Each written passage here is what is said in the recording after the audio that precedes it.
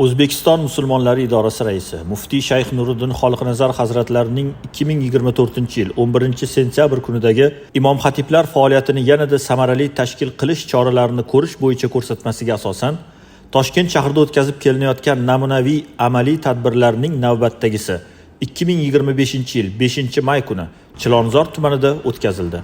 Tadbirga O'zbekiston musulmonlari idorasi raisi o'rinbosari Zayniddin domla Eshonqulov va Toshkent shahar bosh imom xatibi Abduqahhor domla Yunusov boshchilik qildilar. Tadbirning umumiy yig'ilishi Chilonzor tumanidagi Shayx Muhammad Sodiq Muhammad Yusuf jome masjidida bo'lib o'tdi. O'zbekiston musulmonlari idorasi mutaxassislari, Toshkent shahar vakilligi rahbariyati, tumanlar bosh imom xatiblari hamda Chilonzor tumanidagi masjid imom xatiblari Haj 2024 ziyoratchilari taklif qilindi. Toshkent shahar bosh imom xatibi Abduqahhor domla Yunusov boshchiligida tumanlar bosh imom xatiblari, shuningdek tajribali imom xatiblardan tarkib topgan ishchi guruh tuzildi. Ishchi guruhning vazifalari taqsimlab berildi. Abduqahhor domla Yunusov amalga oshiriladigan ishlar ko'lami, ishchi guruh a'zolari hamda imom xatiblar hamkorligining muhim jihatlarini tushuntirdilar. Maqsad imom xatibning ma'naviy, ma'rifiy hamda masjidni boshqarish yo'nalishlaridagi faoliyatini yaqindan o'rganish, ular bilan birgalikda ma'naviy, ma'rifiy tadbirlar o'tkazish, ularga amaliy ko'mak va maslahat berishdan iborat ekanligi ta'kidlandi. Quyidagilar ishchi guruh faoliyatining asosiy yo'nalishlari sifatida belgilandi. Birinchi yo'nalish: imom xatib hamda otinoylarning Haj 2024 ziyoratchilarini ma'naviy, ma'rifiy tadbirga faol jalb etish ishiga ko'maklashish, namuna sifatida ishtirok etish. Ikkinchi yo'nalish: imom xatibning ustav asosida masjidni boshqarish faoliyati hamda hujjat yuritish ishlarini yaqindan o'rganish, maslahat va ko'mak berish.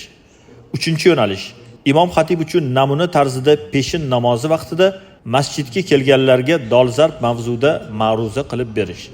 To'rtinchi yo'nalish: Yashil makon umummilliy loyihasi doirasida yurtimizda ekologik barqarorlikni ta'minlashga targ'ib qilish, amaliy hissa qo'shish, shaxsiy namuna ko'rsatish.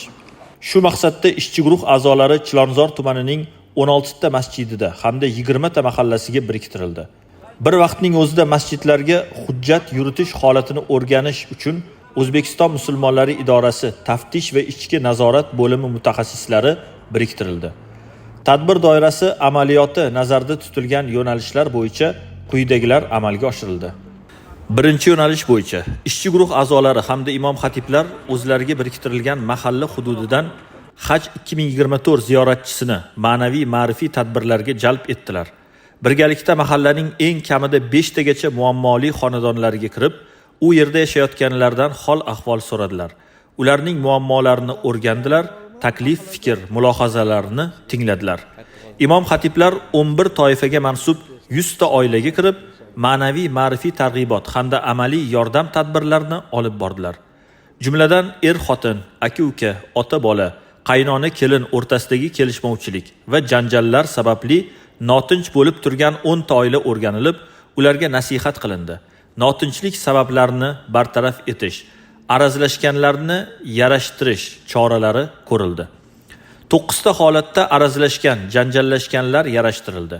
Uy-joy, mol-mulk, meros talashganlar murosaga keltirildi. 15 ta holatda oilaviy ajrimlarning oldini olishga harakat qilindi. 10 ta holatda oila buzilishining oldi olindi. 39 ta xonadonda yot g'oyalar ta'siriga moyil bo'lganlar bilan suhbatlashildi.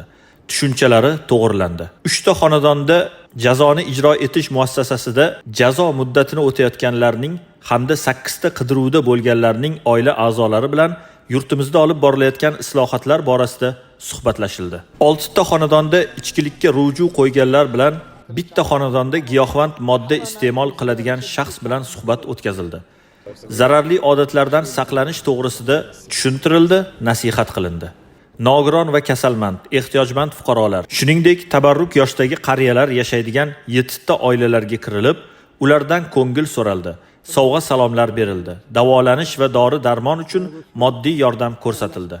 Homiylarni jalb qilgan holda ehtiyojmandlarga 4 million so'mlik oziq-ovqat, kiyim-kechak, uy ro'zg'or buyumlari tarqatildi. Ikkinchi yo'nalish bo'yicha masjid imom xatibi faoliyati o'rganildi.